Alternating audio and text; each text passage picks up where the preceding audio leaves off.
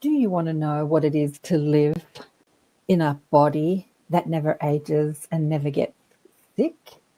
What is possible for the next evolutionary step for human evolution?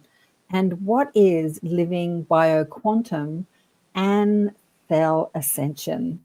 We're going to find out today with the fabulous Jules Arnes, who is back on the show. She was with me around this time last year. We had a fabulous conversation. Stay tuned. You got to accentuate the positive. Wow, I feel good. A little bit of feel good goes a long way. You're listening to Karen Swain, teacher of deliberate creation, accentuating the positive, showing you a way to a better life. Accentuating the positive, it's not just fad, it's sanity. Who in their right mind would accentuate anything else? If you feel like that's what you want to do. G'day. Welcome to another show, Accentuating the Positive with Karen Swain. Always a blessing to be with you all here on the United Public Radio Network and the UFO Paranormal Radio Network on 107.7, 105.3 FM. Syndicated radio. We're streaming on about 8 different platforms today. We're on Roku, Odyssey, Rumble, YouTube, Twitch, Facebook. We're all over the place. And look who's back in the house. Many of you will not have heard the conversation I had with Jules last year, but it blew my mind. Welcome to the show, Jules. Thank you. I'm so happy to be here, be back. To be back. I know, since that conversation, I've been thinking about it. It's almost a year ago, just over a year ago. And it's been on my mind ever since. And I've been meaning to have you back on the show ever since. But I've had so many people reach out to me since I started on this network. It's so funny. As soon as I started on this network, I was inundated. I've still got about 30 emails I haven't answered. People saying, can I come on your show? Can I come on your show? But the conversation we had last year, it just blew my mind. I love that because I've been talking to people for probably about 25, 30 years, New World teachers. And I love it when I meet someone that really makes me think and makes me think differently, challenges me. And that's what the conversation with you did last time. So I'll just tell people a little bit about you. So Jules Arnes has been on a path of discovering the highest level of human potential since she was 16, discovering how we can awaken the 90% of human potential we're not currently using, upgrading the cells and moving beyond the cycles of degradation and disease and aging.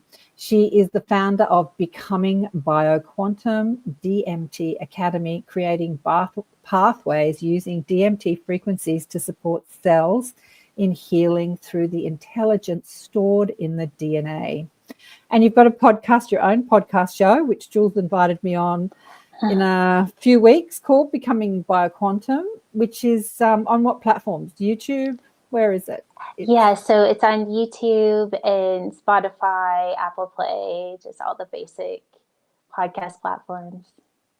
And if you want more of the conversation with Jules, she's also on TikTok under Jules Arnes, and YouTube, Instagram, Becoming BioQuantum. You've got a couple of Instagrams and Jules Arnes. So you can find her all over the place. So last year, we discussed your miraculous healing, and we'll go over that because there's a lot of people listening this year that maybe didn't hear what you went into. But I was saying to Jules before we started the show, she was blowing my mind so much. I was yakking with my guides the whole time she was talking, like, what's she talking about? How does that work? So I'm listening to two conversations, her conversation there. I missed a lot of what you said. And then when I listened back to it, I thought, God, I totally missed that. So a couple of the things that I put down a few points was you talked about your shaman who turned into an eagle. Like she went for a walk and you saw her turn into an eagle. I like that went totally over my head when you said that last time. So we'll talk about that.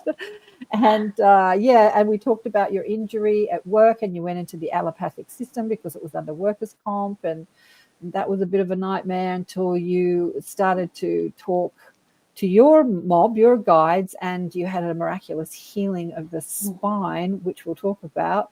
Your dead friend gave you the equation for cell ascension, and he said that the body was not supposed to die.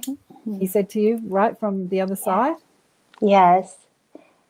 To die, or I mean, it has the ability to, live for as long as you want it to live, and to get sick, which is not something we experience here on Earth. And you said that you were going to release the full equation in June last year, because we spoke at the beginning of last year. Did you release it?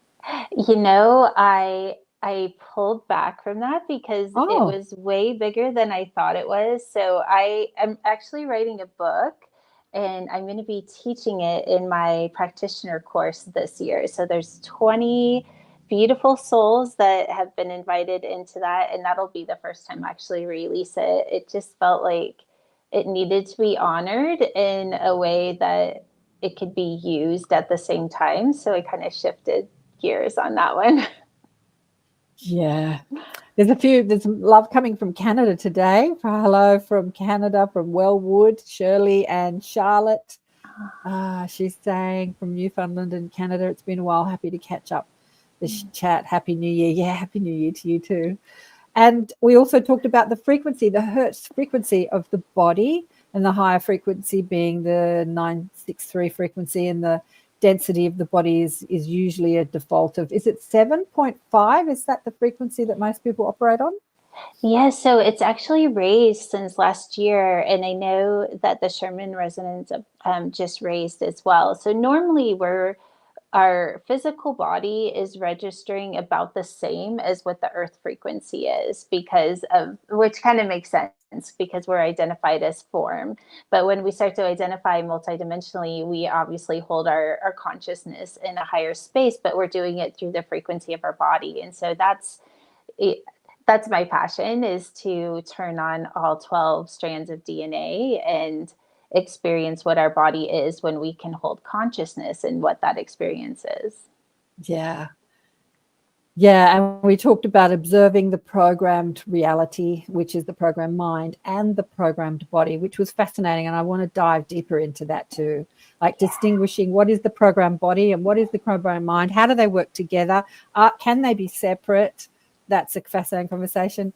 Basic evolution, as we evolve the consciousness of the body, we can evolve the consciousness as well. So what really confused me last year was, I've always taught that you've got to, shift your consciousness, shift your mindset, shift your belief system, connect more with source energy through your consciousness, and the body will follow. But you're actually saying that you can do it both ways. You can actually tune in to the higher frequencies of the DNA, like the original structure of the body, which was designed from infinite intelligence by source, and move the cell ascension, ascend the cells, and then consciousness will follow. So you can do it either or, right? Both ways.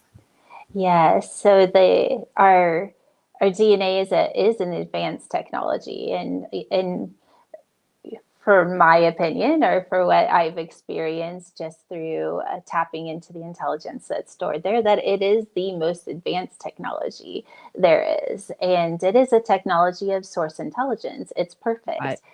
But we're only experiencing 2 of 12 strands of DNA, which is why we experience the body as incomplete or distorted or programmed.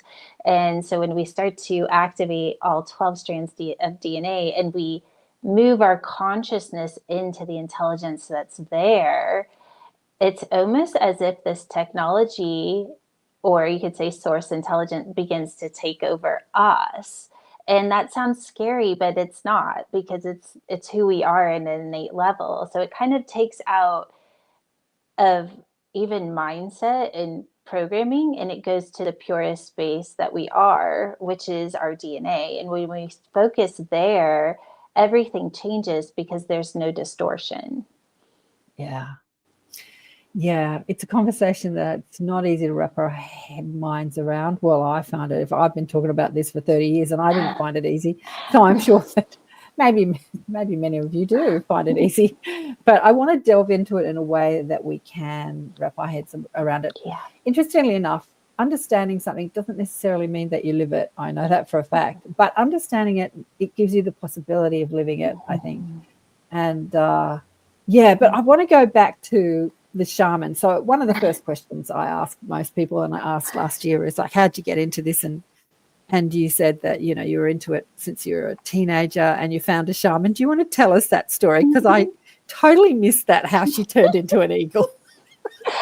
Yeah. So I don't know how I stumbled upon masters as I was growing up, but it was I would say I went to a sweat lodge, and it was a 3-day weekend, and I met Eva White, Desert Eagle was her name.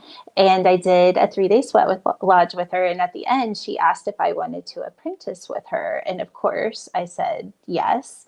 I think I was 17 or 18 at the time. So I apprenticed with her for about 3 or 4 years. And I did what they call a humblechi, which is a day on the hill where you go 3 days and 3 nights without food or water. And you have somebody that's drinking and eating for you in a sweat lodge. Well, Eva, as the grandmother, the one that was kind of overseeing everything, she would come and check on you. But she was supposed to do it in a way that you didn't see her. And so I was sitting on my hill looking at some trees in front of me, and I saw her kind of coming up over the ridge. And as soon as she got to the top of the ridge, she turned into an eagle and flew into the tree that was sitting in front of me and started watching me, checking on me. And so that was my experience of her shape-shifting. I knew in that moment that she was a true master. I mean, I didn't even realize like how big a deal that was until many years later. I have to unmute myself. That's a pretty big deal. I mean, I could ask you, were you dreaming? Were you in a meditation and you were dreaming? Were you in your astral form? Did this happen physically? It was physically. I mean, we see it in movies, right? We see this sort of stuff in movies. Is it really possible? It does tend to bump up against the paradigm of what is possible, doesn't it, for most people, including me? And I've seen many things and spoken to many things. You know, that was a big part of our apprenticeship was shape-shifting and what it would take to do that. And of course, it takes a level of mastery to be able to do it through the body. But if you really think about it, and this is what I love about the body, is that the body is energy. It is just particles. And depending on where those particles are spinning, meaning like what frequency they're spinning in, is going to be our experience of the body.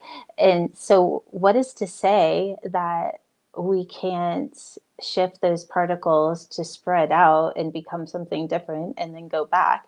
That's where we're going. That's human evolution. We will all be able to shapeshift at some point. Well, yeah. Yeah, not in my lifetime, I don't think. But anyway, you never know. Maybe I'll live to 1,000 years, but I doubt it. But I have heard this before with a New Zealand experiencer. She's a jewel soul, and she was up on the ships as a kid. And the Greys were actually giving a class to hybrids, human children. Well, they were probably hybrids as well, but they looked more human. And then children that didn't look so human, and then grey children. And that was the class, that to dematerialize the molecules and the atoms of their body and rematerialize them into something else. Like that was the class up on the ships. And so they know it's possible. Yeah. Well, and that's, it's funny because if you think about that, that's a level of consciousness. And that's what we're talking about today is where we're holding consciousness. But in this case, which I love that you just brought that up, is that they're doing it through the body, because the body has the ability to do all these amazing things if we learn to operate this operating system, which is our DNA. So our DNA has the ability to hold the highest frequency there is, and that source frequency. It's stored, transcribed in our DNA. So when we go there consciously, everything else is just, like a computer system. It's a software system where we can start to actively participate in it consciously, but it's not the other way around. Yeah. So people like Deepak Chopra have spoken about this. They use statistics saying that every cell in your body has changed within 2 years. There's not one cell in the body that is the same cell that you had approximately 2 years ago. I don't know the exact. So if that is true, why is the body still diseased 2 years later, or still fat, or still in chronic pain? Like, why does the body keep reprinting, restamping, recreating the distortion? Why doesn't it, when a cell dies and a new cell is born, why isn't it born into a healthy cell? What do you want to say to that? This is my passion right here, and and the truth is that they've already proven why that's true, and it's called you can look at epigenetics. So right now our cells, because they're only using 2 of 12 strands of DNA, they are observing our environment, and that is distorted. It's only seeing part of the whole.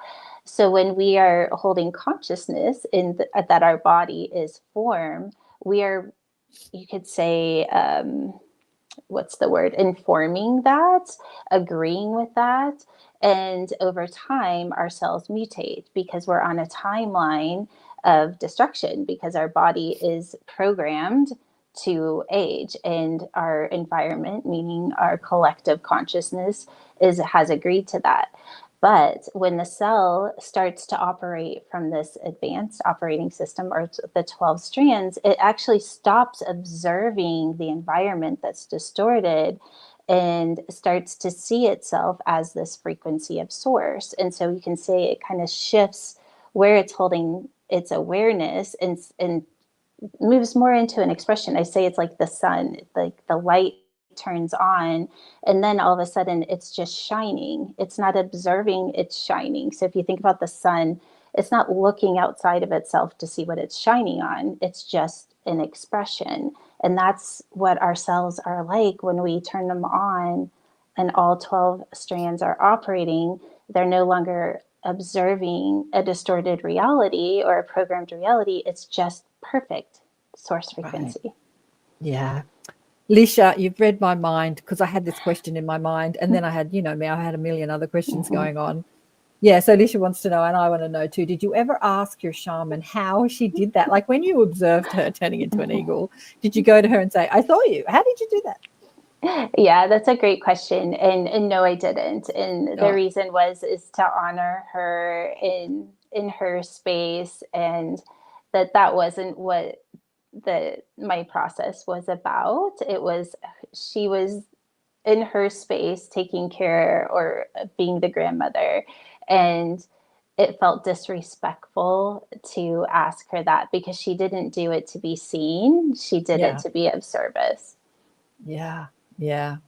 And Joe, yes, we spoke about at the beginning that Jules does have, did we mention Facebook? You have a Facebook page too. Of course you do. Yes, it's under my name, Jules Arnes. Facebook, Twitter, TikTok. She's got it all going on. Instagram, you name it, YouTube, it's all happening. And she's under her name, and also Becoming BioQuantum, which is what we're talking about today. So for people that didn't hear the conversation we had last year, it's well worth going back to listen to it again. But we'll just go over your miraculous healing. So you were already understood infinite possibility is possible, and healing is possible, and all that sort of stuff. But then you had an opportunity through an accident to really experience it. What happened? Yeah, so I had a severe spine injury, and I had surgery. I actually have a disc replacement in my neck, and it was supposed to be a 2-hour surgery that turned into almost an 8-hour surgery. And it was a lot worse than what they thought. So when I came out, they basically said there was nothing else that they could do, and there was a good chance I would never get the feeling back in my left hand, and that I would probably be in pain for the rest of my life. And I was for a really long time. And I was laying on my healing table. I was a local healer, and I lived in Breckenridge, Colorado. And I was laying on my healing table where so many people had healed before. And I kind of said out loud, okay, if this is how I'm supposed to be for the rest of my life, I'm okay with that. But if there's something else, let me know what that is. And I kind of felt this energy just come through the top of my head and went down through my spine. And then all of a sudden, every cell in my body lit up. It was like they turned on that DNA, right? It was turning on.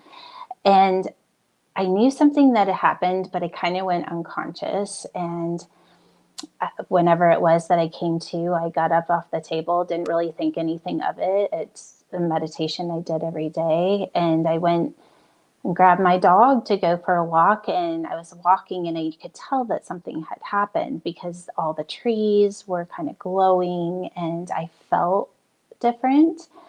And I looked down and I was holding my dog's leash in my left hand and I was in no pain. And so I sat in that of like, okay, what happened? Because I knew something happened on a DNA level. And that became my obsession, is something turned on and I wanted to know what it was and then how I could do it for other people, because I haven't been the same ever since. And this is something that we all have. And it's actually our innate being. We all should be able to heal instantly. And I think we all know that, right? How many times have we thought, I know I should heal instantly. Why am I not healing? Or I know I should be able to lose weight instantly. Why am I not? And I should manifest instantly. Why am I not? And that's what I explored and really got down to dissecting it to a place where I could turn around and show other people how to do it. There's a really key thing that you said here.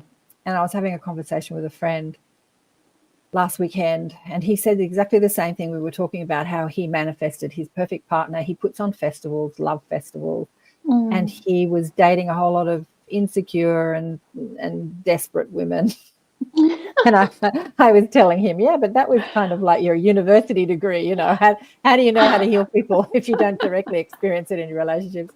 And then he stopped dating because he had the bucket list, you know, the list of what I want in a woman. And when he would go out with women, if they didn't tick the boxes, he was like, no, I'm pretty adamant. But what he said and what you said is really key in having what you want.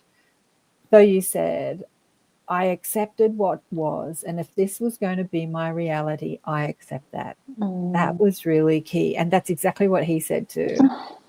He said, I said to the universe, you know, I really want you to bring me my perfect partner. But if I'm single for the rest of my life and I just do the work that I'm here to do as a single person, then that's okay too. So it's that acceptance. It's that acceptance that is really key, I think, in this. A lot of people who look to manifest things don't understand that pushing against what is can never really fully bring you what you want because you're in resistance. Yeah. Yeah, it's so true. And I feel like, and that's why we don't manifest things instantly, because we're not holding consciousness in a place of purity. It's coming from wanting an outcome or there's an expectation to have it be different. And that's not a place of purity. It's resisting what is. Yeah. Yeah. So that acceptance, like Esther Hicks would say, you know, satisfied with what is while reaching for more, but not pushing against what is. Like, I don't want this. I don't want this. Yeah, I think that's just a really big part in whatever you think that you want, whether you want healing in your body or connection to your guides or whatever you're asking for, or, you know, full disclosure from our ET friends or whatever it is. Where as humans, I think we're a masterclass in resistance. Okay, so what happened once you had the miraculous healing? What were your next steps? What did you do with your life? What happened? I started practicing it. I had a friend that I practiced on all the time. And so and of course I did on my own body, which was probably where I kind of dialed it in. So I would just go into my DNA and I'd hold my consciousness there. And as I did, it really did feel like almost like an operating system was turning on, or a computer screen, where at first it was a little bit hard to read, you could say. But the more that I learned to hold my consciousness there, the more I realized, oh, this is an operating system. So so what I was doing before I started working with the cells is I would reprogram people's minds. So they would come to me, I know that sounds kind of crazy, but they would come to me and they would kind of tell me what they were working on and what they wanted to ascend or get past. And then we'd come up with the root program that they were looping in. And then they lay on my table and I'd get my fingers and I'd charge my fingers and I'd go in and find the program in their mind and I would erase it and then replace it with a higher program. So I was like, well, if we could do that with the mind, why couldn't we do it with the body? So that's what I started doing with my body is I would go in, hold my consciousness in that space and find little interruptions or things that weren't holding a high frequency, and I would reprogram it. So then I started doing that on some of my clients where they would come in and have varicose vein. Oh, cool. Let's reprogram it. I have this. Let's go reprogram it. And all these crazy things started happening. But then I started realizing the more that I did it, the more my body already knew what to do. And I didn't actually have to do much. And of course, now I've advanced this whole process to a higher level, but we really can start to reverse aging and we really can heal, maybe not instantly every time, but we can do it in a really fast level, a really fast way. And it doesn't mean that it's perfect because we're learning, but every time that those miraculous healings happen, they aren't really miraculous. It's just that's how it always is supposed to be. And we can learn to experience that within our body consciously to where the operating system is there for us to learn to operate until we don't have to operate it anymore because it's fully turned on, if that makes sense. So in the beginning, we kind of used consciousness as a tool to learn how to operate this advanced system that we really are. And then once it fully turns on, we just kind of let it run and we have the experience of that. Oh, Jules, like last time, when you talk, so much, there's so much in there. There's so much to unpack. There's so much to unpack. Okay, I was having this conversation. You're saying instead of reprogramming the mind, I'm just going to go straight into the cell and reprogram the cell. So I'm going to speak to the body intelligence rather than the consciousness or the mind intelligence. And I think that this is what like massage and chiropractors and osteopaths do. So they're adjusting the body, but if the consciousness, but they're doing it in a gross way, you're doing it more in a subtle way, in an energetic way. The consciousness, if that doesn't change, like a chiropractor said to me when I was a young naturopathic student years ago in my 20s, I wanted to be a carpenter, and actually he was a surgeon, and he said, I felt like putting the body back together was more interesting than building shelves. the chiropractor said to me, but then you go out, like I can put you back, straighten you up again, but you're going to go out and beat yourself up again and get all crooked, and then you're going to come back and I'll straighten you out. So that's what we do. Like we can shift the cells and have miraculous healings, but our consciousness, if it's not in alignment with that intelligence, then the body will distort again. So they both have to work together, right? It has to work together. Yeah. And so how you just described that, I feel like I don't want to say it's the old paradigm, but that's not the way we're going to advance because that's why that we have to move from the 2-strand DNA system to the 12. So when we are asking for our 12-strand DNA system to turn on, and we start to communicate with this system, and we can do it, I kind of laugh, but those of you that are playing with ChatGPT, do it with your cells. So what is this? And then you go, instead of the feedback being from your computer, it's from your cells. So all of a sudden your reality becomes the feedback of what your cells are showing you. And sometimes it's going to be things that are out of alignment that need to be back in alignment, because for the body to fully turn on, obviously we have to be able to hold a very high frequency on a physical level and be able to process that frequency consciously.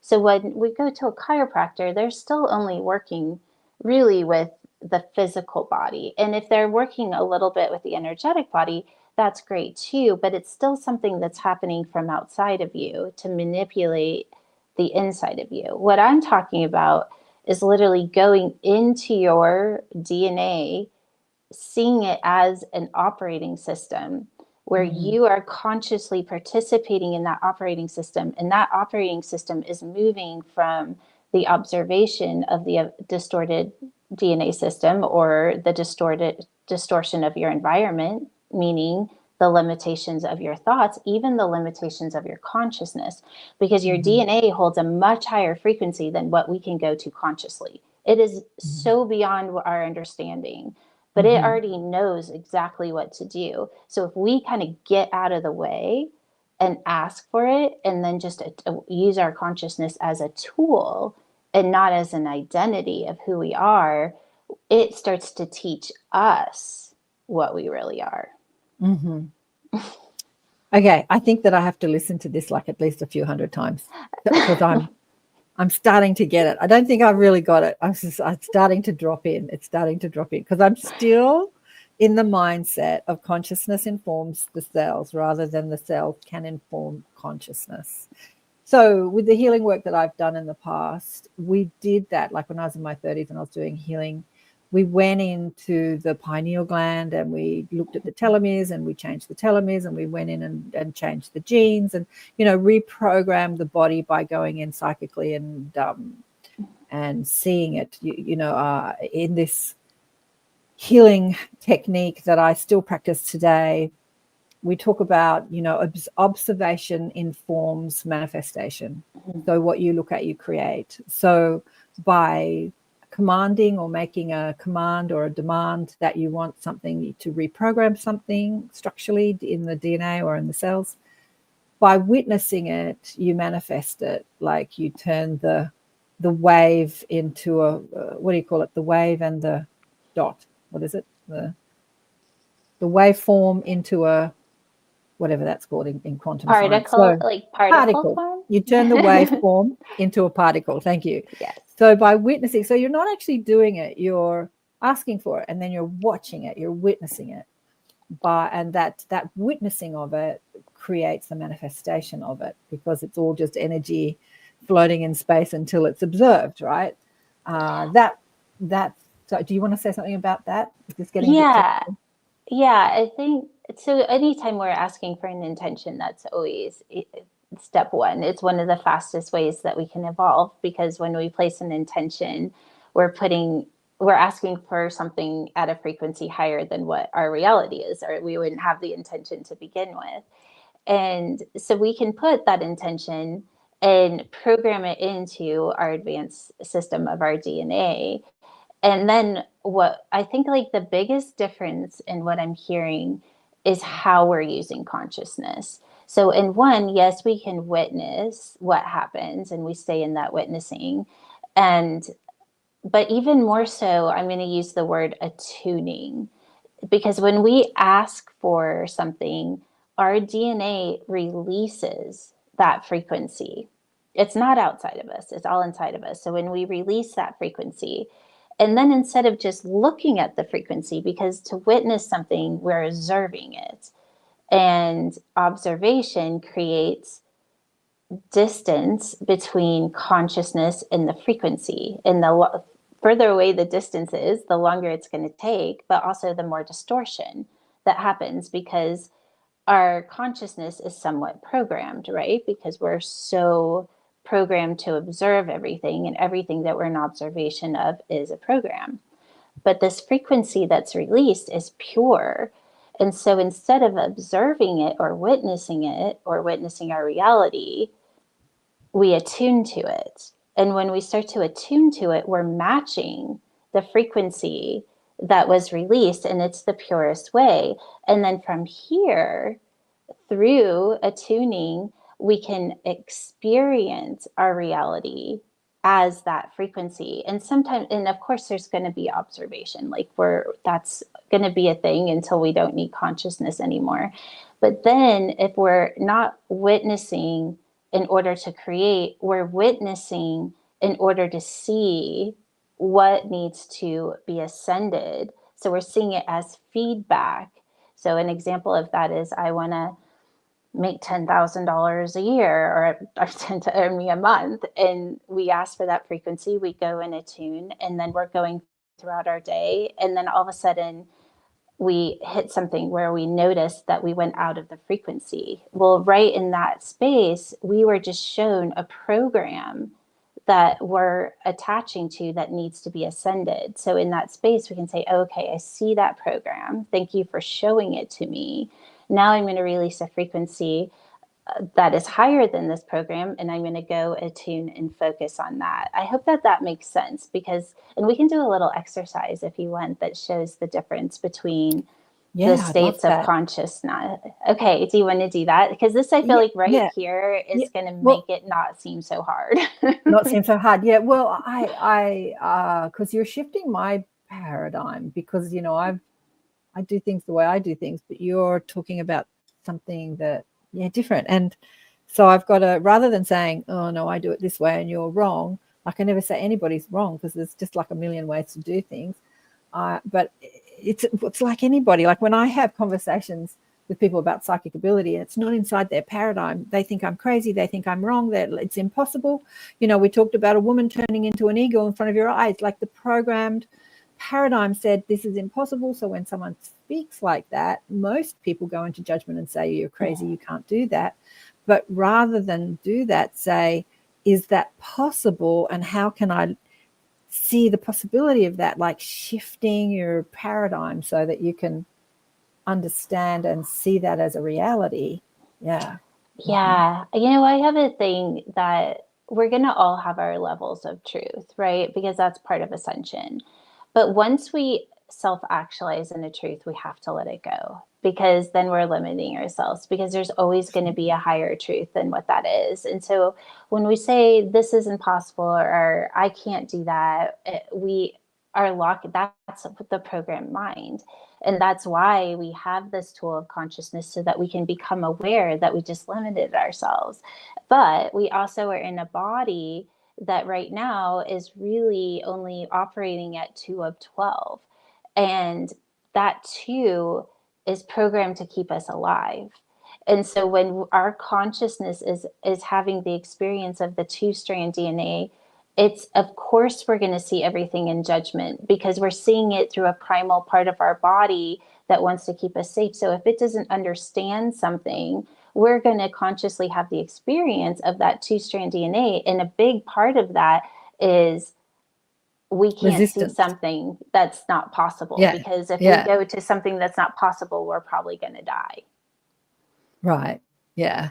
I just want to do a station ID break. You're listening to ATP Media, Accentuate the Positive with Karen Swain, Awakening and Expanding Consciousness. I could change the title to it, call it Expanding Cells.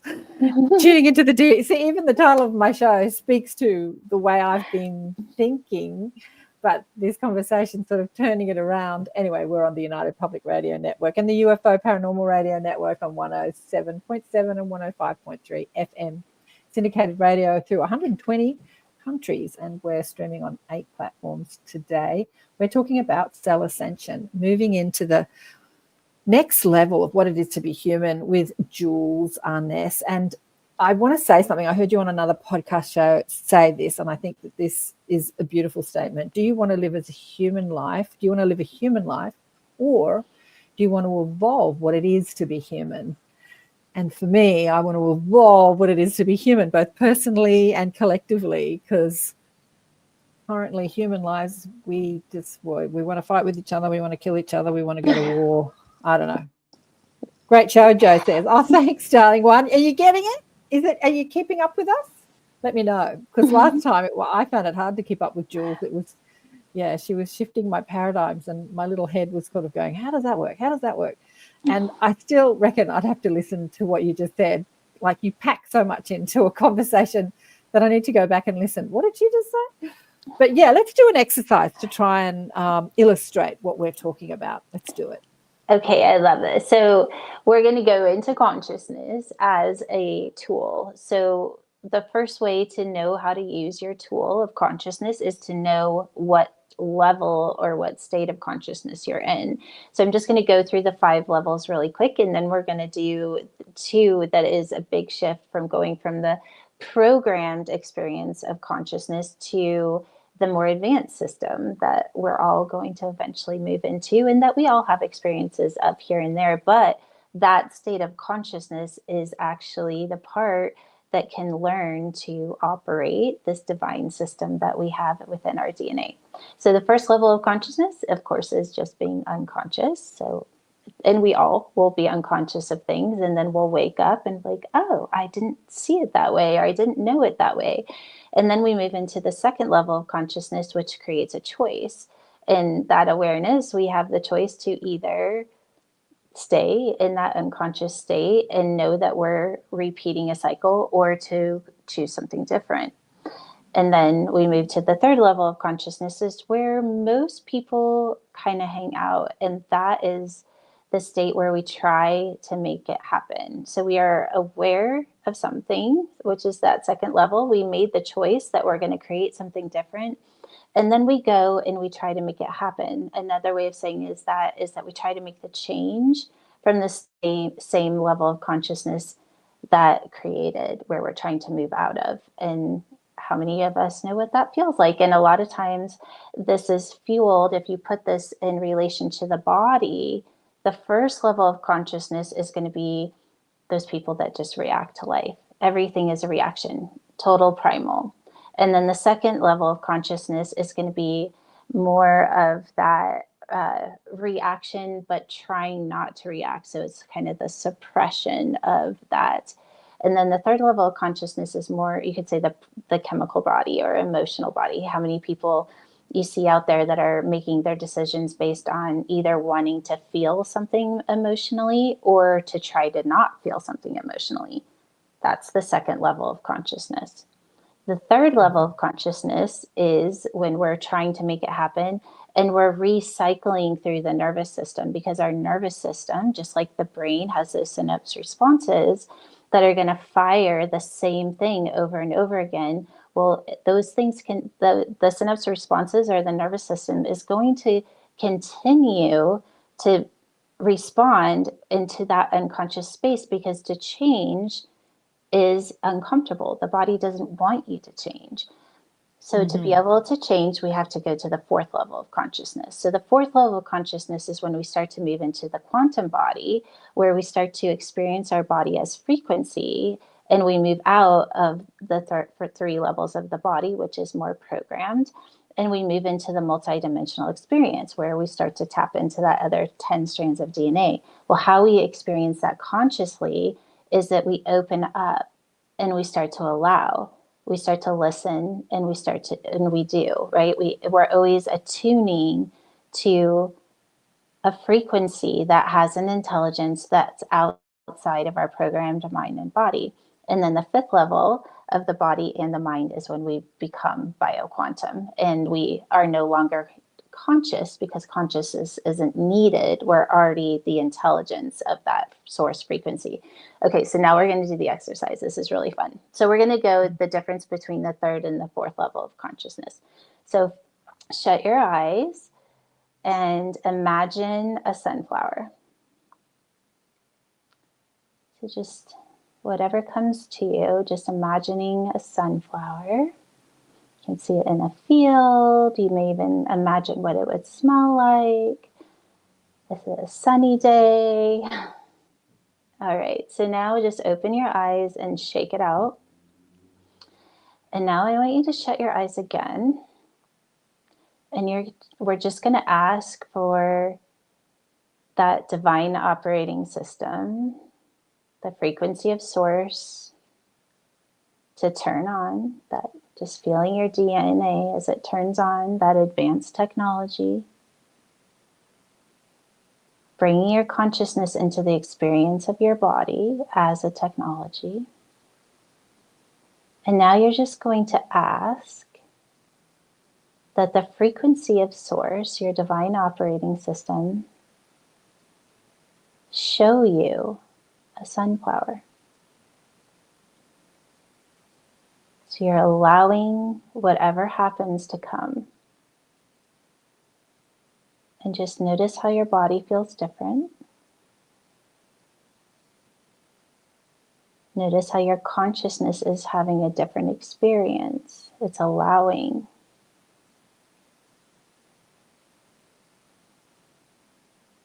And just noticing how your cells feel just a little different. It's almost as if they're moving into a higher spin state, allowing you to have the experience of a sunflower through the frequency of source. And then you can just open your eyes. Were you able to tell the difference, Karen? Oh my God, I'm Lucy.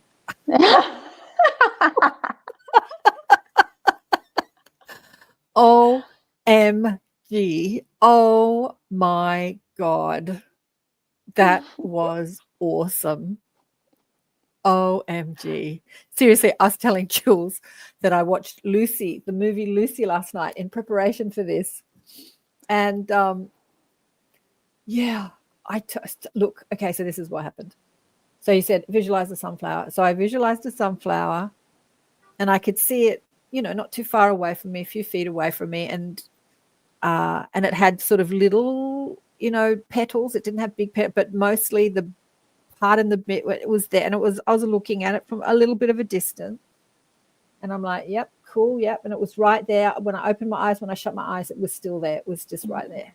And then when you said, I don't even know what you said, ask your divine operating system to turn on and ask your divine operating system to show you a sunflower, I became the sunflower. And then not only did I become this, like the sunflower was like enormous, so enormous, like I was standing inside it. And then my mind's trying to work out, what am I seeing? I'm like the judgment mind. And then I'm like, oh my God, I am the sunflower. And then I was experiencing the energy of the sunflower. And seriously, when I say I'm Lucy, there was this part in the movie where all these bits were moving and doing all this sort of stuff, where she became this sort of glob that was vibrating and moving and forming. That's kind of what I was happening inside that sunflower. Like there was so much movement. Like I was inside the sunflower at a quantum level, like, and just kind of swept up in this movement of energy. Yeah. So I thought Lucy's a great movie. Yeah, right, isn't it? I'm just Joe says Lucy was a great movie. I'm just understanding Lucy at a visceral level through that experience of, like, that's what I say. I'm like, oh my God, I'm Lucy. That was amazing. That was awesome. That's the best thing that's happened to me in ages. Well, you just experienced what we all have the ability. That's where that's where we're going. It's not that was any different. It's just how we can move our consciousness into that intelligence of our body and allow it to show us what's real. And of course, we're going to continue to get better and better at it. That's why I say we learn to operate our operating system. And one of the first things that we have to learn to do is how to use our consciousness as a tool instead of an identity of observation. Okay, I'm getting it. The penny's dropping. It's taken some time. It's taken a year, Karen. But yeah. And Carolyn says, I could feel the expansion of the cells were moving. Yeah, she could experience. And there's how do you say this name? Alidu. Hello, Alidu. This was truly fascinating. The whole notion is not just using consciousness as an identity and instead using it as a tool. Still trying to wrap my head and mind around that one. Yeah. Oh, I know. This is so cool. This is so cool. Yeah, I'm starting to really get it. Last time when we spoke a year ago, I got it at some sort of level, but the penny's dropping. That was such a great experiment. Okay. So you move into something that you said was something that we touched on before. When you go to level 3, there's a level of, instead of wanting, trying, asking, desiring, you move into a level of acceptance of what is. So that was like level 3, was it, or level 4? So level 4 is when, you kind of let go of the outcome, the trying. This is level 3 is really where most people are taught to, even because it's very projected. And so we're projecting through visualization, just like what that exercise we just did. When we're projecting and we're visualizing, well, where are we projecting from, right? We're projecting from our programming. But if we move into the 4th level and we just ask okay, let's turn this, let's turn on the frequency of $10,000 a month, instead of projecting, I'm going to visualize this and I'm going to make it happen. And we're like, it's like, okay, let's turn it on and allow it, and then let our cells hold that frequency. And then it starts to operate our consciousness. And then all of a sudden, you know what normally happens, Karen, when we do it, is that all of a sudden we're like stumbling on this like reality where it just shows up, and our consciousness is usually the last thing to have it click into action, because our body is already doing it. We're already doing it, and we may not even be conscious of it, because the frequency of our body is higher than where our consciousness is. But because we're operating through this higher operating system, it starts to operate us, and then all of a sudden our consciousness will hit it, and we're like, how did that happen? But it's because our body was already turned on. We asked for it to turn on, and it starts to do it. And then we start to have the experience of it. So Joe says, don't laugh at me, but I'm trying to manifest a second lottery win for real. A second. So he's obviously won the lottery before, but I think that even that I'm trying, here we go, trying to manifest a second, there's so much resistance in that statement.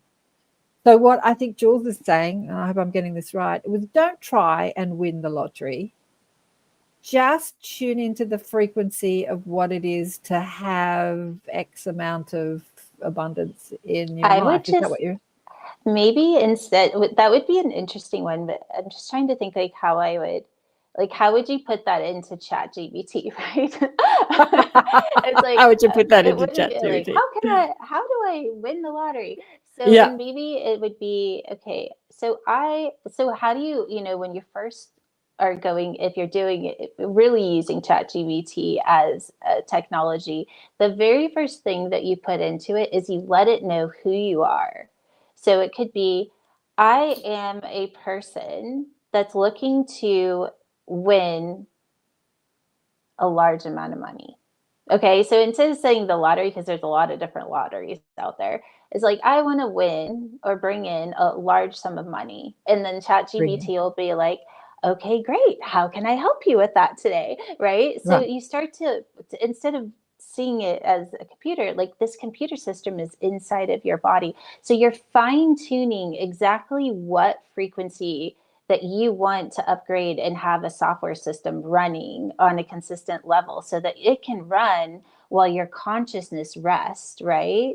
And so the next question could be, so it could be like, well, how would you like that money to come to you? Well, I would like to experience it with ease and grace, right? It's like, okay, great. Is there a certain amount of money that you're looking for? So that might be the next thing. So there's just different ways that we can fine tune it. And then once we kind of have it fine tuned, then we're like, okay, this is the frequency that or the upgrade that I'm going to put into my body. And then we let that frequency turn on, and then we have to walk away. All right. We don't stay in expectation. We don't go in outcome, and we attune, right? So we move into that 4th level of consciousness where, okay, I'm just going to listen and I'm going to do. And if I don't hear anything, that means there's nothing to do right now. But the most important thing in that is that there's going to be times where we're going to stumble upon what I call feedback. And that may be that somebody comes to us and all of a sudden they're like, oh, I have this amazing investment and it's going to make everybody so much money. And then we're like, so if we go to back down to that third level of consciousness, we could grab onto it with that chemical response of saying, oh yeah, this is my lottery, right? But we can't do that. As masters of this operating system, we have to go back inside and we have to calm down that nervous system, move back into that fourth level of consciousness. Is this a divine yes or is it a no? And we have to let the operating system guide us every time, because it's one thing to turn on a frequency. It's another thing to always go in before we make any big choices that we're doing it from that place. We asked for it and we have to keep choosing from there. So what you're calling the divine operating system, I think many people have called God, infinite intelligence, higher self. Yes. We've given it different names, but that intelligence is innate within the DNA. So we can talk to it through the cells, or we can talk to it directly. Right? Same difference. It's the same difference. My passion in it is that when we actually hold our consciousness in the divine operating system, in the DNA, because it is a technology, and they've already proven that that frequency is there. Like, this isn't woo-woo. It's already scientifically proven, right? Is that we ascend the body with it. And so our body, because if you think about it, we identify consciousness within the body. But consciousness is just the tool that's there to operate the most advanced operating system there is, which is our DNA. So when we move our consciousness from thinking it's outside of ourselves, that it's actually inside of ourselves, and not only is it inside of ourselves, but it is designed to have the experience of our body as a multidimensional vehicle that is capable of anything. We release those limitations, and all of the things that we think is impossible are no longer impossible. It's the purest space that we can hold our consciousness in if we turn all 12 strands on and learn how to operate it. So what you're doing is you're explaining to me what has actually happened to me that I didn't understand how it happened. So when I was doing these healing courses, one of the techniques was to go up to God and make a command. So basically speak to infinite intelligence and just tell them what you want, not an asking, not please God, but just like, this is what I want to program. So command, not desire or asking. So it was kind of the same thing. Go up to God, but she came from that sort of like, you've got to go up to God, that sort of more religious tint to it, I suppose, that God is some energy outside of the body, so you got to go up and meet it. Anyway, that was 25 years ago. I'm sure she's changed her mind now. But so I had said to my guides, all this psychic healing is all very well, but I want to see something with my eyes. Please show me something with my eyes. So the universe life gave me the opportunity with my daughter.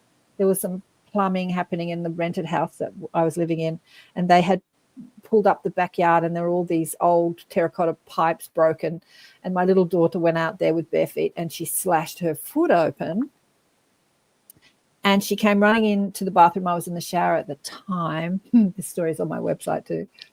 And screaming with blood pouring and mud everywhere. And I just thought to myself, oh my God, I've just got to stop the bleeding and then I can deal with what's happening, because she's freaked out. So I threw her on the top of the toilet lid and put my hands on it and just commanded a healing. And she had this miraculous instant healing, right? But she said to me, because I had taught her this technique, I think she was only about 10 at the time, 9. She said that she commanded a healing too, right? And that slash, that big gash in her foot, just healed instantly. Just bang, instantly. And we both were like, what? We're both looking at it going, what? So yeah, you've just explained what happened, really. I mean, yeah, that instant manifestation by connecting to what you call the divine operating system and allowing it to do its work without any resistance. Yeah, so Lisha has a question here too. Where are you, Lisha? Have I missed it? Have I missed it? I'm curious. Here we go. How Jules uses this tool in her life currently. What are some of the things she manifests with it? Yeah, great question. So I have as well had many times had just healings that were pretty instant, right? And so I almost feel like, that's like so yesterday, right? But it's a big deal.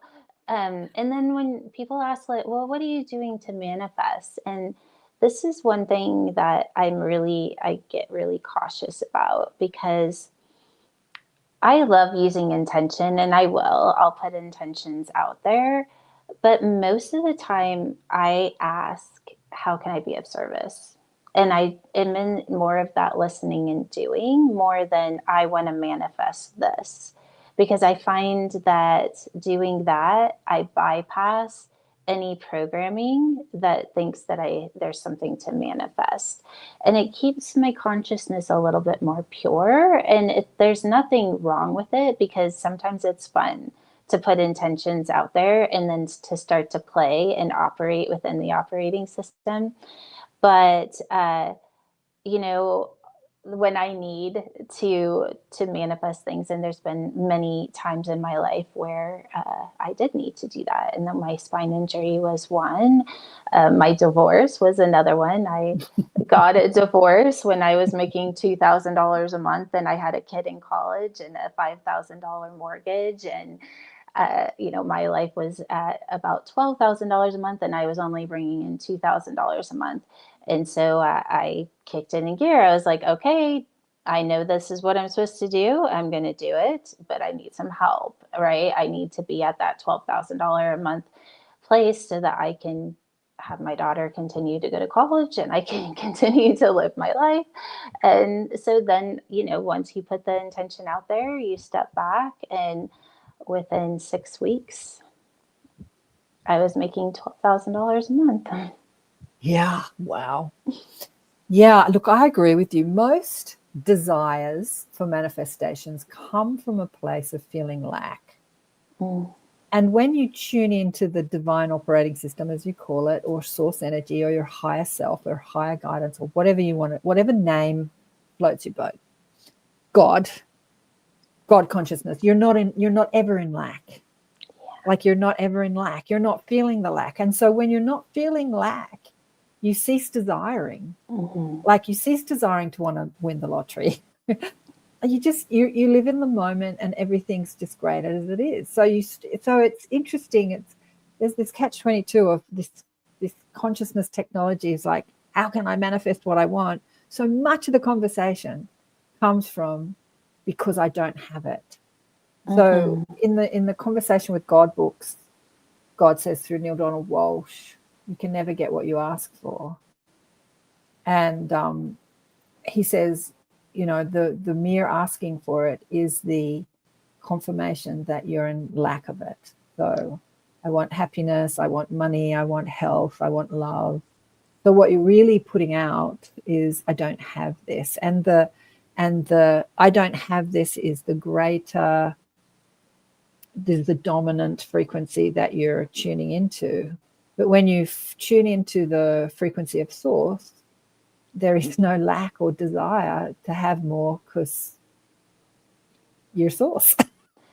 Yes.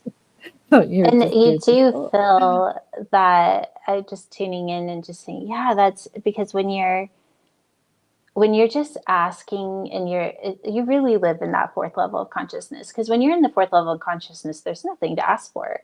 You're just listening and you're doing. And right. And that's a state of being. And when you're in that state of being, you don't feel lack. And that's, I feel like right there is a big indicator. And that's why it's so important to know, what level of consciousness am I in? Because if we're experiencing the level 3 and down, then we know we're in the 2-strand operating system. and we're gonna loop and continue to have the reality that we're in. When we shift that and we move into the fourth level is when we start to tap into that higher operating system, and we start to experience our body multidimensionally. Well, then we're not in that feeling of lack, and our body doesn't have that kind of like pit in the stomach. We're not searching for that emotional high or trying to not feel something. All of that is the distorted operating system. And it truly, and I think we all can agree that it's distorted, because otherwise we would feel in our innate being, which we all know is possible when we meditate, or we're looking at a sunflower, or we're looking at a sunset or a sunrise. We know what it feels to have that frequency running as our body, not just out there, but in our body. We know what our body feels like when it's at peace. And that's what we all should be feeling all the time. And that's where we're evolving to. That's where we're moving to. Absolutely. So Moby says that he has a similar experience. That's a cool story, Karen. I once poured boiling water on my hands and I immediately just surrendered to the pain, blame, and guilt, and it healed like nothing ever happened. Yeah. Yeah. There's something to be said for acceptance. I think that to shift out of the third into the fourth level of consciousness, that it's really that acceptance of what is, that it's all good. I don't want to change it. I'm just going to be here and accept it. And it's all good. I don't know, that acceptance. Yeah. One fun thing that I've been kind of playing with because I just had this happen. I was opening up a box, and I had a knife, and I had my other hand here, and I sliced open the side of my finger. And I was like, oh boy, and of course it starts gushing blood. And so so what I did is I brought my consciousness into the cells, and I was like, bring me to the space right before I cut my finger. Like bringing my cells to that same space. And then I looked down, and I could tell something was happening, but I still had some blood. So I went, and of course you suck the blood off your finger, at least I do. And I sucked it off, and then I was like, oh, like, I think it stopped. And so I just went on my day. And then I kind of forgot about it. And then the next morning I was like, oh yeah, I cut my finger, and there wasn't anything there. So it's such a quick thing. And but like, that's kind of where, okay, my consciousness was aware of what happened. My consciousness knew kind of where to go, but the rest of it, my body did, because it knew exactly what to do. So well, it does, doesn't it? I mean, we talk about this in healing all the time. Even doctors are starting to talk about this. Like the reason they can do the massive operations that they do and slice you open with a chainsaw and, take your lungs out and sew up your heart and do all that sort of stuff, is because they know that they can stitch you back together and the body will heal, right? So they're looking at this infinite intelligence of the body, who knows what to do, but yet they're not working with it, but they understand that it happens. It's really weird, isn't it? Like, I have to chop out the tumor. The body has an infinite intelligence and knows how to heal. So I can slice you open and rip out your tumor, and I know the body will stitch itself back together again. But I don't know that the body's intelligence will know how to heal the tumor. So I have to rip it out of you. Like, where, like, where are we? I think we've got a ways to go on a systemic level for them. But it's kind of crazy that they understand it, but they're not working with it really in a bigger way, let me say, in a bigger way. Yeah. I don't know that we should go into this topic, but I actually had a big download on kind of tumors and cancer and what's happening when they go in and biopsy and take it out and all these different things. And you're right, like they're interrupting the body. And I'm not saying it's that way every time. I don't know if it's like appropriate to talk about it, but I think it's something that we're all going to start to tap into at some point. Absolutely. There's another way. Yeah, absolutely. Absolutely. What have we got left? We've got about 20 minutes left. Go into the programmed body. So the programmed body and the programmed mind, I've been observing this with my friends and myself. I've got to say, I'm not immune to this, the programming of the body. So I've been fighting with the programmed body for a while. And I say to myself, you know, my body's addicted, or I'm addicted to bread and sugar. So I wake up in the morning and I swear I'm not going to have a piece of toast. And then the craving is so big that the piece of toast happens every morning. Every morning. I can't fight the program of the body that is craving that sugar hit, you know what I mean, in the morning. And so the body outside of my consciousness says, okay, I'm going to juice today. This is what I'm going to do. Sort of wins. That programmed body wins, because it's like programmed to have this repeated thing that happens every day. Yeah. Yeah. Where do you want to go with that? Yeah. So this is where would we identify in the chemical body, and this is a big part of my work, is how do you turn on that frequency of your higher operating system and have it running all of the time, where over time you just your consciousness stops observing in the chemical body and starts to identify as frequency. So if you think about what that would look like, is we all know what it feels like to fall in love, right? That oxytocin that kind of get, and the dopamine and all of the crazy feelings. Well, then after a certain amount of period of time, I think they say it's like 12 months maybe, that chemical dies out. And then you're like, okay, well, is this really the person I'm going to be with my rest of my life? Well, the frequency of love is at 528 hertz. And our body can hold the frequency of 528 hertz, but actually it's in a scalar wave, because a hertz wave diminishes over time and space. So hertz wave is actually more the chemical body. It's the oxytocin that will eventually fade out. If you think about strumming a guitar, eventually that vibration leaves the room. You no longer hear it. You no longer feel it. Well, our body is a scalar frequency. And so when we want to feel the frequency of love, we can actually release the frequency of love. And it's a scalar frequency. It's a frequency that's always there. We just have to learn to attune our consciousness to move into that frequency and have that experience.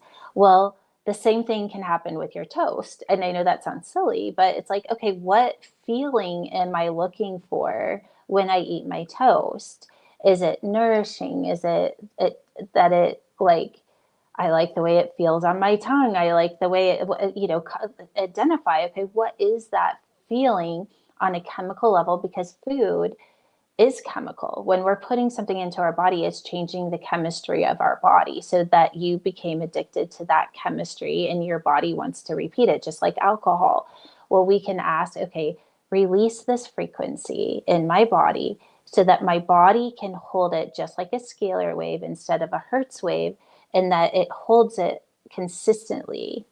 And then I can move my consciousness attuned to that and have the experience of that without altering it. And then the other thing you can do, and I know this sounds a little weird, is do that before you eat the toast.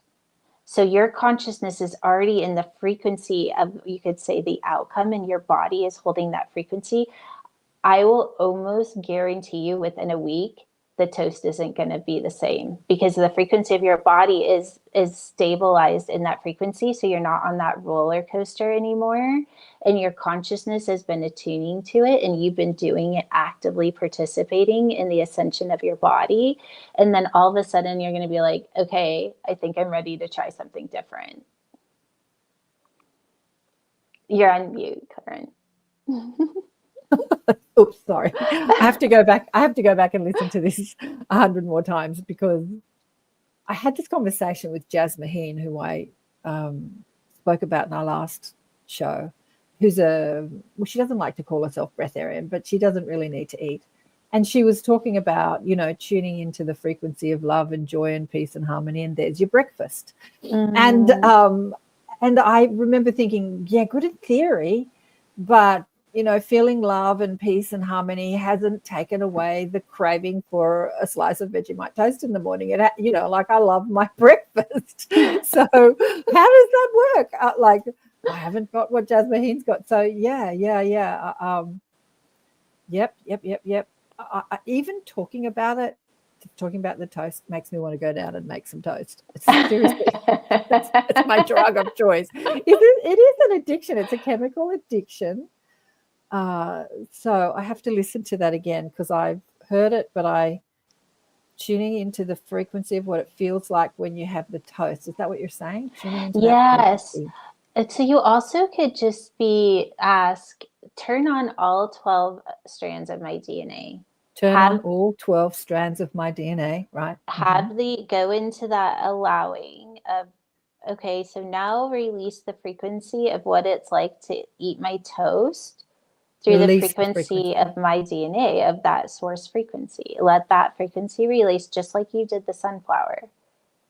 Okay, so now you're teaching your body how to have the frequency of what you're experiencing on a chemical level.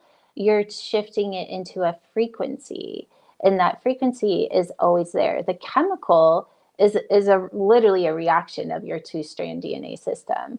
And the goal is, of course, to get us all to this place where everything is a stable frequency. So what would that look like? Well, it's emotional, like you're not seeking emotion. You're not making your choices based on creating or trying to not feel an emotion, which is crazy to think that we are all out there living our lives like that, because we're literally living from our primal body when we do that. And then we wonder, why are we just spiraling all the time? Well, it's because our primal body is running the show. So when we start to move consciousness over here, and we can actually ask for those frequencies to be released, and we start to experience life as frequency. Frequency doesn't have a judgment. A frequency is just a frequency. That's it. There's no judgment in frequency. Yeah. It's our consciousness observing through the primal body that creates judgment. Bobby says I'll have to try it and update us next week. Ha ha ha. Yeah, I will. I'm definitely, because I've been thinking about it for a year, Moby, but I haven't actually been doing it. I'm going to definitely do it. I've just been observing. I've been with a friend last week, and then I drove up on the weekend to a thing, and I was with her. And as we get older, and I've got a friend staying with me, we're just this mass. I didn't notice it so much with younger generations, but the older generation, of this looping, habitual programmed mind, and it's just looping, and I'm witnessing it everywhere I go, just people looping and looping and looping, like just a massive addiction and chemical addiction and this happens as we get older. We become more entrenched in the programmed mind and the programmed body. It's kind of distressing. But as I'm witnessing it with the people around me and judging them, I'm sort of bringing it back, like, how am I doing it? Where am I looping? Where am I addicted? And that's the toast, drama. And they're like, and the wanting to eat differently and not, and looping and going back to this story of losing weight. It's probably a 20-year-old story, like just wanting something and not having it, because I'm just in this constant looping. Yeah. Well, one of the things I teach is I call them the 7 elements, and they're actually scalar frequencies that we can ask to release on a DNA level. And one of them is that nothing exists outside myself. And when we turn on that frequency through the light ray, our body that light starts to attune our consciousness to not see anything outside of ourselves, because we can ask for these things to happen. So we're not asking, okay, body, heal. We're asking, okay, body, turn on the frequency to where I heal instantly, and have my body operating in that space without me having to tell it to do that anymore. Like, that's where we're going, right? Okay, say that again. You have to say that again. Please say that again. Okay. Body. Yep. Okay, body. Well, okay, I want you to heal instantly, so we can say that. And then, but it's more important is like, okay, now turn on the frequency, turn on the operating system to where that is running all the time, and I don't have to tell it to do that. Okay, yeah. So you create a command, a rule, like you write. I did this in this healing course years ago. You write the like you script it. You just script it and let it go. Like you've written it, it's programmed. It just is. You don't have to keep repeating it. Something that I was talking to my guides about aging, because I've gone in and lengthened the telomeres, and they've said you need to do it over and over again. And then they said, most of the aging is your collective consciousness. Like there is a thought form in the collective that is so running the show. It's not necessarily your personal idea. It's a collective thought form and they said to me, this is predominantly the reason for aging. So how do we live? So we're now attuning with the intelligent body and the intelligence of source.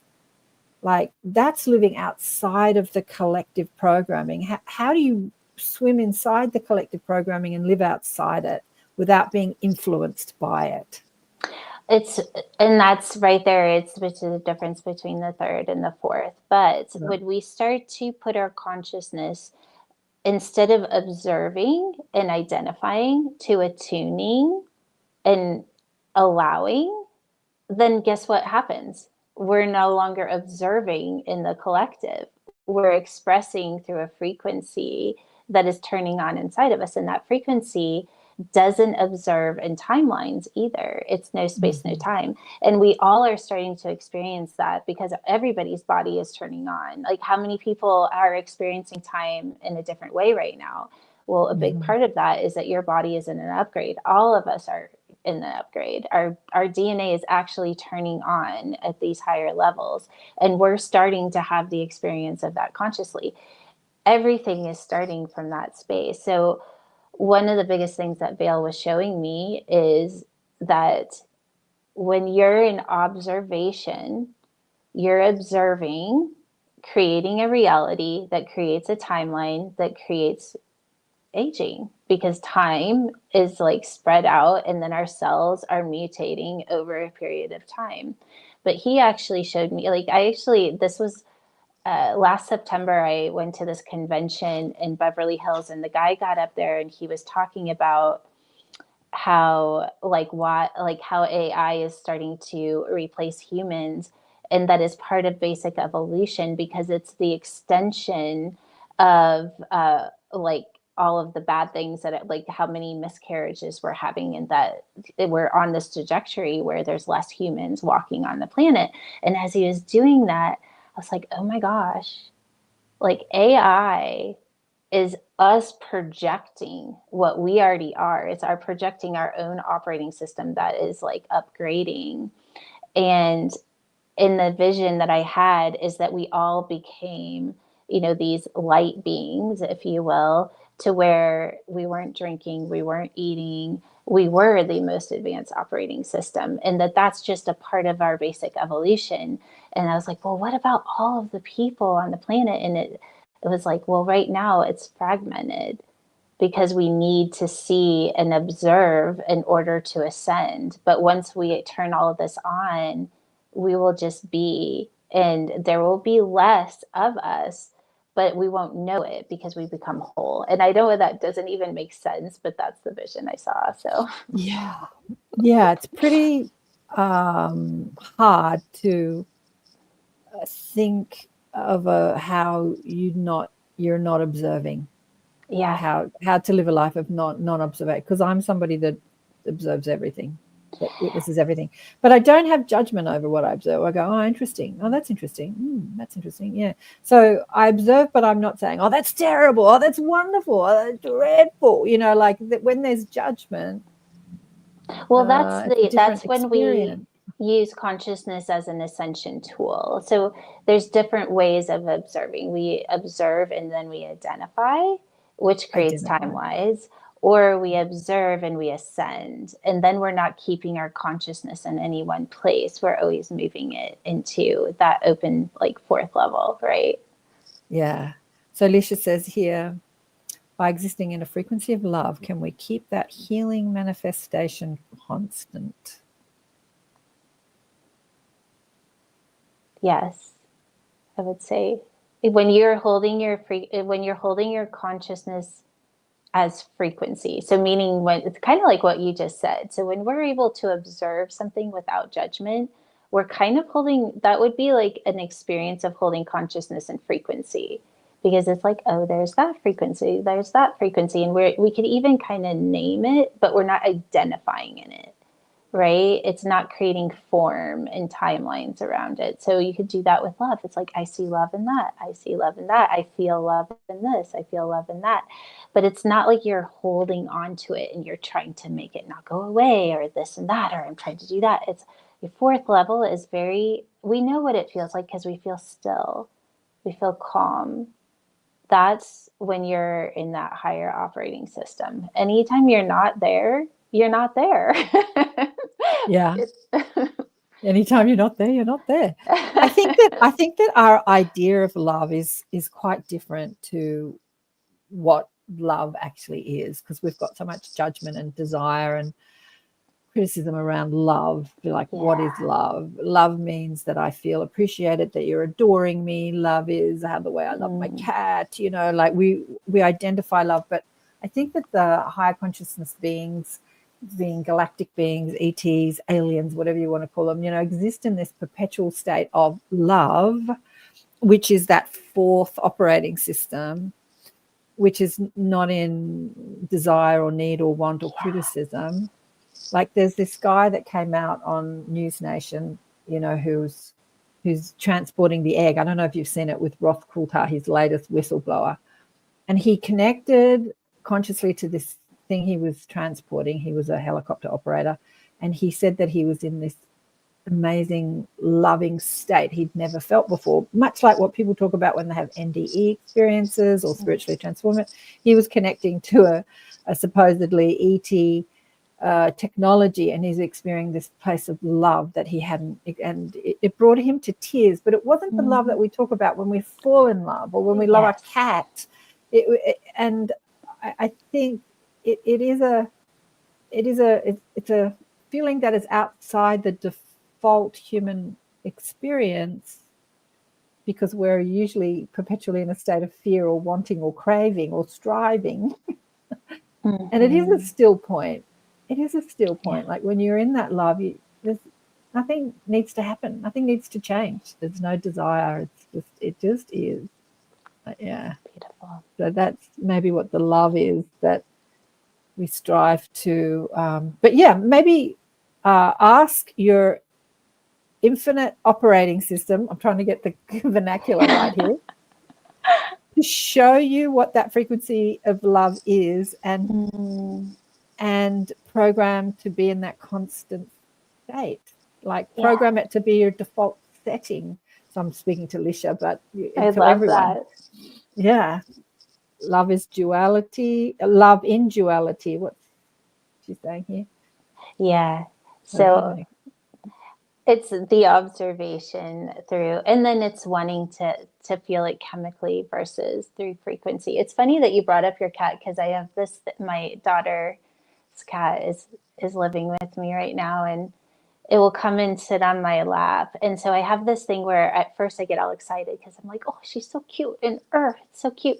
And then I'm like, no, stay in purity. And so I go to this place where my body attunes to the love in her and to the love in me. And I have the experience through frequency, and everything goes really still. And it's the only word I can say is it's pure. It's purity. And then we become kind of like how you became the sunflower. Yeah. You and the cat are one. Yeah. Mm-hmm. Oh my God, we've run out of time, and I want to keep talking, because I love this. This is amazing. Okay, so I'm going on Jules' podcast, so we'll continue the conversation on your podcast. Yeah. When am I on? April, March? I don't know. Soon. I don't know either. Soon. want to have you back on the show because we've run out of time. And just tell people again where they can find you. You've got a few fans. They've said in the chat here that they're definitely going to follow you. Tom is like, he doesn't understand most of it, but he's loving this conversation. And he's like, I'm definitely following. So yeah, I know. Isn't this cool? Love and joy. Yeah, this is so cool. Thank you so much for coming on the show. And just quickly share again where people can find you. If you just go to becomingbioquantum.com, you can get to all my socials, the YouTube channel, and everything's right there.